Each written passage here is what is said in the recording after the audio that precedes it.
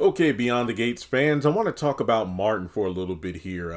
We have 3 weeks of the show in the books, and it's crazy to me that despite having far less screen time and focus than Bill, Martin has earned his place as one of the most polarizing and disliked characters in the show. And kudos to the actor because he's doing his job and he's doing it well, given the fact that most people watching Beyond the Gates would say, hey, isn't that the same dude from Zatima season 3, Malachi?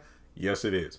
But Martin, it's just insane how only a few scenes and yet people dislike him so much, and for good reason. Dude is a control freak, similar to Bill.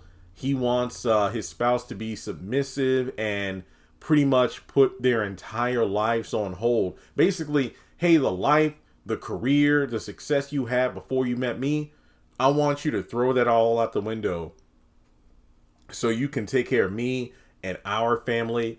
And that way I can go out there into the world and make my own dreams come true. And it's like, dang, that's crazy. And Martin literally did that with Smitty because Smitty was an accomplished reporter slash journalist prior to getting married. Now, the thing about Smitty is he's now dealing with, I guess you could call it pre-empty nest syndrome, because their adopted kids are now teens who are dang near close to finishing high school, and then they'll be going to college or going out into the world. And he doesn't just want to be sitting around the house doing nothing when it's like, hey, I want to have a life too. And Martin has been just extremely unreasonable whenever Smitty brought up the idea of getting back into the working world, or Martin getting wind of Smitty talking to reporters behind his back, trying to come up with opportunities for himself. And when their kids finally sit down and vouch for their other dad, Martin says, fine, one assignment, we'll see how it goes. And then in the most recent episode, a guy comes up and says, hey, actually what? It was episode 14. Episode 14, last Thursday's episode.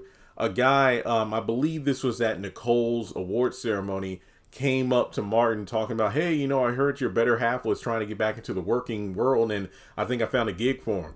And Martin just dismissed it, saying, oh, no, Smitty wasn't serious about it. So it's like, dang, that's crazy. He would do something like that. But more to the point of this video, I wanted to ask the question, do you think Martin actually loves Smitty?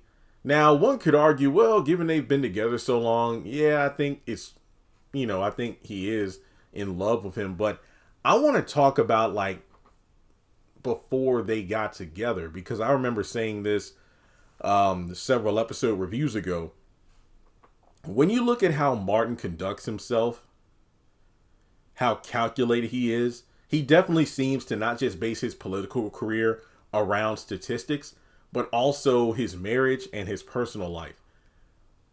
One has to wonder if Smitty was the love of Martin's life that he chose to marry, or if Martin saw Smitty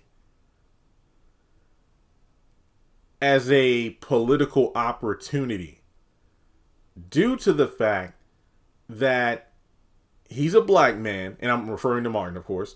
He's a black man. He has political aspirations because he wants to be like his grandfather. And he probably figured, oh yeah, it would be probably better for me statistically if I was married. But then, on top of that, he's a gay black man. So, he looks at how the odds are against him, and those different, check boxes. It's like, okay, I'm black, I'm gay, there's, racist against, black people, there's prejudice against gay people, and this, that, and the third. So if I were to get married, would I have more success in the political realm married to a person with the same race as me, another black man, or if I married a white man? Because when you look at how Martin moves, this dude, he doesn't do anything uncalculated. I feel like Smitty was nothing more than a strategic political pawn in Martin's overall scheme. Well, game. I don't want to say scheme, but game. Especially the fact that he picked someone he could dominate over in terms of, hey, quit your job. Hey, stay at home. Hey, take care of me so I can go out into the world, make my dreams come true, and we'll adopt kids. You take care of them. That's exactly how I think Martin moved. Everything was strategy. Everything was strategy because, like, yeah, you had the diversity, the inclusion, yeah, and then like white. It's like, yeah, this is perfect. I can use Smitty to help me move up the ranks. And and now we know that he's trying to run for president. And I think it's either one or two things, or it was like, what's that saying? Two things can be true. True.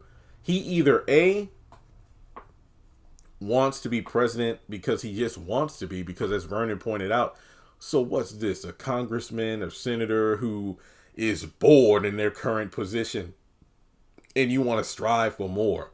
Because I think honestly this is foreshadowed because in like the first couple episodes when Martin and Vernon were having conversations, Martin did say like he didn't feel like he was doing enough or he wanted more. So I don't think that it's fair to say these presidential aspirations just came out of nowhere. They were briefly foreshadowed early on.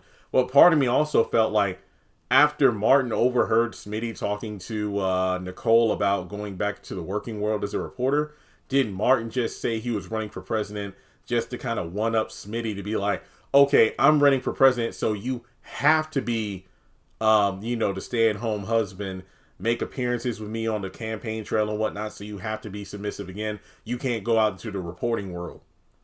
And I'm like, nah, man, that's cold. So, yeah, I think both can be true. He wanted to do it because he's been striving for more. But on top of that, he's like, okay, if I run for president, that means this fool has to stay, at home and whatnot. So it could be one of those things. Now, we could take it to another level of, do you think there is some potential fear that Martin has over Smitty becoming a reporter again? Because I think one of the scariest things that could happen is Smitty files for divorce, which most people could see him doing this, especially if that one person that came up to Martin at the party gets in contact with Smitty. It's like, hey, I spoke to Martin at the, your mother-in-law's award ceremony. He said you weren't back into the working world. You didn't want to go back to the working world. Like maybe Smitty calls that person back or, makes some phone calls like, hey, I'm just following up on the thing we talked about a week ago. So any word on a job for me? And then he finds out Martin has been going behind his back despite making a promise. And yeah, I could see Smitty getting a divorce. And that could be fearful because based on what we've been hearing, Smitty was one hell of a journalist. And not to mention, the way he talks about that one cop your grandfather was talking to. Yeah, I would have been pressing him for more questions. Like, does he really know the chief of police and whatnot? I think Smitty could be one of the most dangerous adversaries against the Dupree family. Because remember, he's been married into that family for a long time. He's been married to that family for a long time. Oh, actually, Richardson. Well, no. Well, yeah. Yeah, he married a Richardson, but that's the grandson of a Dupree, the son of a Dupree, or former Dupree, married Richardson now. But he knows some dirt. And, I mean, given his proximity to the Dupree family and his skills as a journalist, he can uncover a lot of stuff. So, I think that, and let's not forget that Martin has this bad temper and apparently this huge secret that even Smitty doesn't know about. Martin better watch out because what did Vernon say? Boy,